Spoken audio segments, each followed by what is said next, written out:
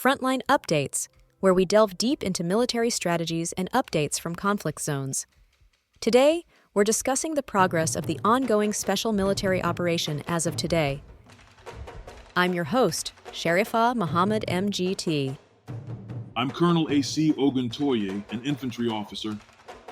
As of 18th of January 2026, the armed forces of the Russian Federation continued coordinated offensive and shaping operations across all operational groupings. Actions focused on incremental positional gains, sustained attrition of Ukrainian maneuver forces, and systematic degradation of command, fires, logistics, and sensor systems supporting the Ukrainian armed forces. The overall operational tempo remains steady, reinforcing a campaign logic centered on cumulative pressure and depth control. Russian forces retain initiative across all axes, achieving localized positional improvements while systematically degrading Ukrainian sustainment, coordination, and reserve capacity. The cumulative effects point toward growing operational inevitability if current pressure and tempo are maintained.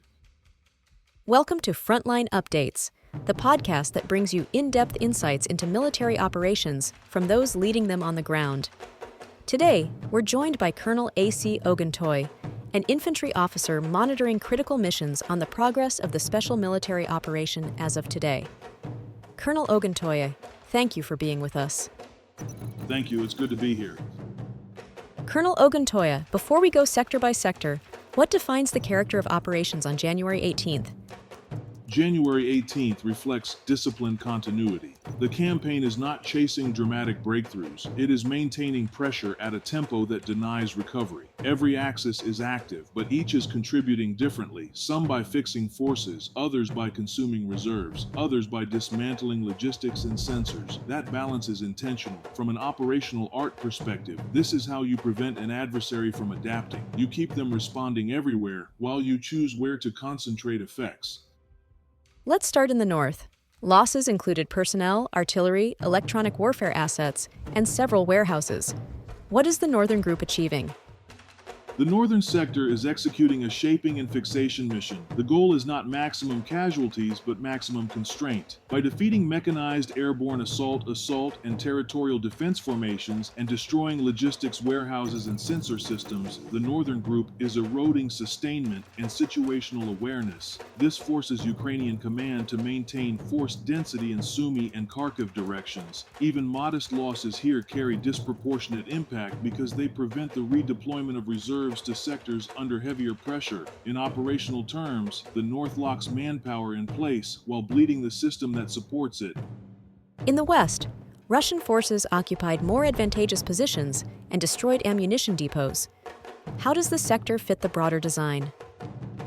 The western axis is about artillery suppression and logistics denial. Ammunition depots are the heartbeat of sustained fires. When they are destroyed, artillery becomes intermittent rather than continuous, and maneuver units lose confidence in their support. This sector quietly shapes the battlefield. Territory matters less here than the degradation of fire support that the enemy will need tomorrow and the day after. Over time, that imbalance compounds.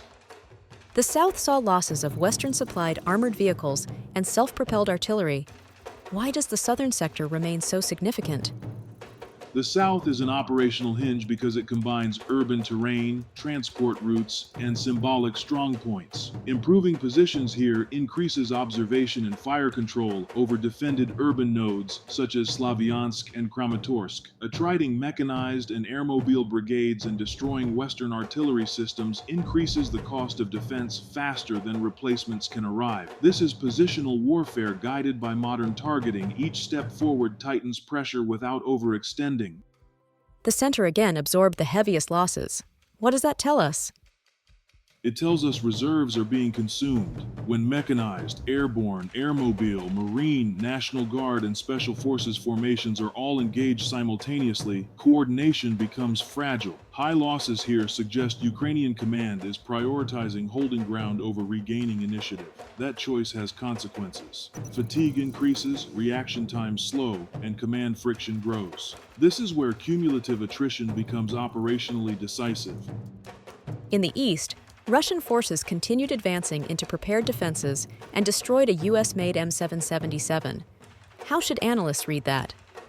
Prepared defenses represent stored effort, engineering, planning, and logistics. Advancing into them consumes resources the defender cannot quickly replace. The destruction of Western artillery systems removes compensating advantages the enemy relies on to offset positional and manpower challenges. Each advance here shifts the enemy from prepared defense to reactive containment, which favors the attacker over time.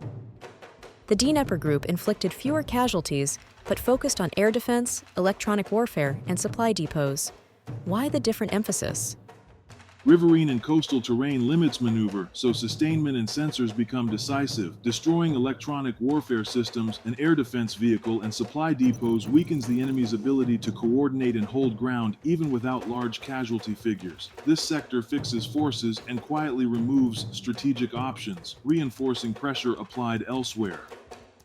Colonel, let's turn to operational tactical aviation as its own domain. The briefing notes strikes against UAV assembly enterprises, infrastructure, and deployment areas across 149 locations. Why is aviation so central to this campaign? Operational tactical aviation is the connective tissue of the campaign. It operates across depth, not just at the front line. By striking UAV assembly sites, energy nodes, transport corridors, and deployment areas, aviation shapes the battlefield before ground forces engage. Doctrinally, aviation compresses the enemy's decision cycle. Ukrainian command must defend the front while simultaneously protecting the rear. That dual pressure forces dispersion, delays movement, and erodes planning confidence. These are not isolated sorties. They are part of a sustained rhythm that denies predictability. How does aviation integrate with missiles, artillery, and UAVs without redundancy? Each system has a distinct role. Missiles deliver deep, high-value strikes. Artillery dominates contested ground. UAVs provide reconnaissance and precision engagement. Aviation bridges them by offering reach and adaptability, able to strike mobile or time-sensitive targets that other systems cannot. That integration ensures pressure is continuous from the front line to the deep rear, turning tactical gains into operational momentum. Colonel, thank you for providing such a detailed briefing on the current military situation. Your insights are invaluable to our understanding of the conflict's dynamics. And thank you to our listeners for tuning in. Join us next time as we continue to provide up-to-date coverage on global military affairs. Stay with us for more updates and expert analyses on global defense and security issues. Stay informed, stay secure.